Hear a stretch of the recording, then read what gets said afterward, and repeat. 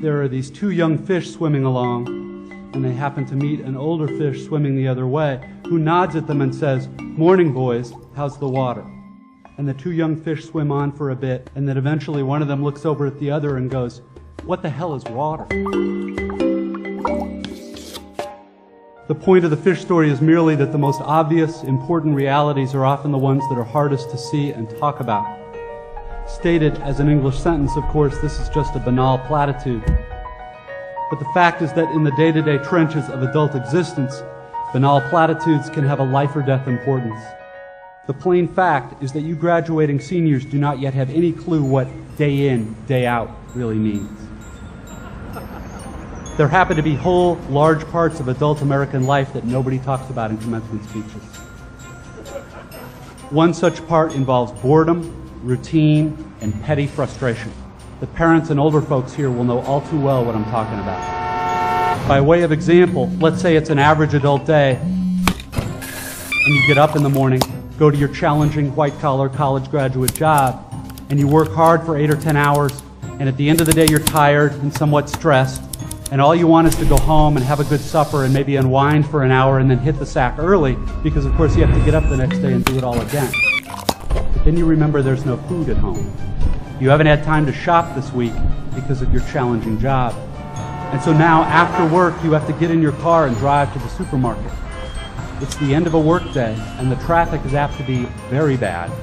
So getting to the store takes way longer than it should. And when you finally get there, the supermarket is very crowded, because of course it's the time of day when all the other people with jobs also try to squeeze in some grocery shopping. But you can't just get in and quickly out. You have to wander all over the huge, overlit store's confusing aisles to find the stuff you want. And you have to maneuver your junky cart through all these other tired, hurried people with cart, etc., cutting stuff out because it's a long ceremony. And eventually, you get all your supper supplies, except now it turns out there aren't enough checkout lanes open, even though it's the end of the day rush. So the checkout line is incredibly long, which is stupid and infuriating, but you can't take your frustration out on the frantic lady working the register, who is overworked at a job whose daily tedium and meaninglessness surpasses the imagination of any of us here at a prestigious college. But anyway, you finally get to the checkout line's front, and you pay for your food, and get told to have a nice day in a voice that is the absolute voice of death. And then you have to take your creepy, flimsy plastic bags of groceries in your cart with the one crazy wheel that pulls maddeningly to the left, all the way out through the crowded, bumpy, littery parking lot, and then you have to drive all the way home through slow, heavy, SUV-intensive rush hour traffic, etc. Everyone here has done this, of course, but it hasn't yet been part of you graduates' actual life routine, day after week, after month, after year. But it will be. And many more dreary, annoying, seemingly meaningless routines besides. But that is not the point. The point is that petty, frustrating crap like this is exactly where the work of choosing is going to come in. Because the traffic jams and crowded aisles and long checkout lines give me time to think. And if I don't make a conscious decision about how to think and what to pay attention to, I'm going to be pissed and miserable every time I have to shop. Because my natural default setting is the certainty that situations like this are really all about me. About my hungriness and my fatigue and my desire to just get home. And it's going to seem for all the world like everybody else is just in my way. And who are all these people in my way? And look at how repulsive most of them are, and how stupid and cow-like and dead-eyed and non-human they seem in the checkout line. Or at how annoying and rude it is that people are talking loudly on cell phones in the middle of the line. And look at how deeply, personally unfair this is. If I choose to think this way in the store and on the freeway, fine. Lots of us do. Except thinking this way tends to be so easy and automatic that it doesn't have to be a choice. It is my natural default setting. It's the automatic way that I experience the boring, frustrating, crowded parts of adult life when I'm operating on the automatic, unconscious belief that I am the center of the world and that my immediate needs and feelings are what should determine the world's priorities. The thing is that, of course, there are totally different ways to think about these kinds of situations.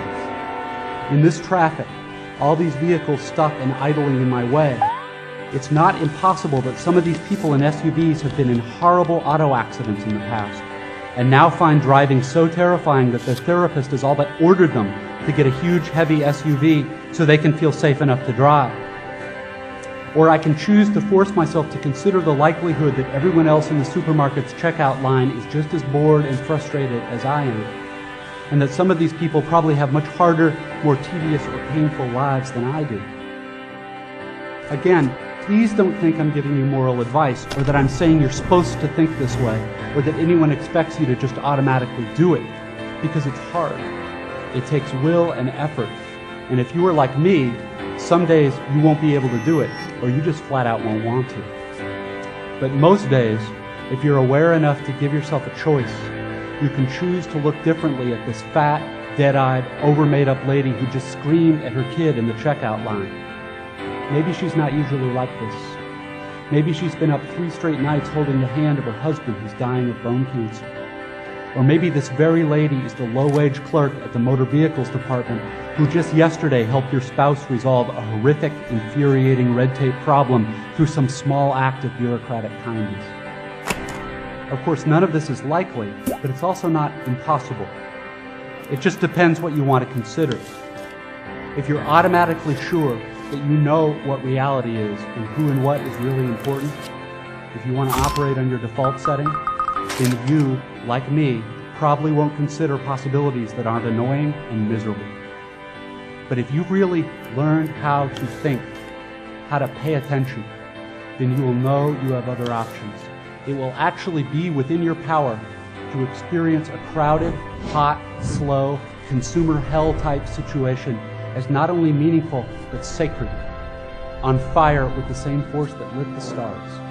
Love, fellowship, the mystical oneness of all things deep down. Not that that mystical stuff's necessarily true. The only thing that's capital T true is that you get to decide how you're going to try to see it.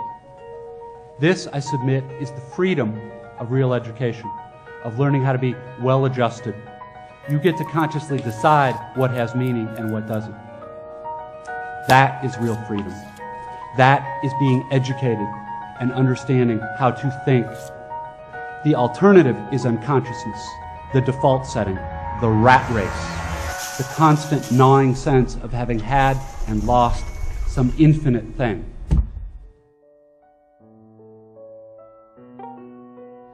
I know that this stuff probably doesn't sound fun and breezy or grandly inspirational the way a commencement speech is supposed to sound. What it is, as far as I can see, is the capital T truth with a whole lot of rhetorical niceties stripped away. You are, of course, free to think of it whatever you wish. But please don't just dismiss it as some finger-wagging Dr. Laura sermon. None of this stuff is really about morality or religion or dogma or big fancy questions of life after death. The capital T truth is about life before death. It is about the real value of a real education, which has almost nothing to do with knowledge and everything to do with simple awareness. Awareness of what is so real and essential, so hidden in plain sight all around us all the time, that we have to keep reminding ourselves over and over, this is water. This is water.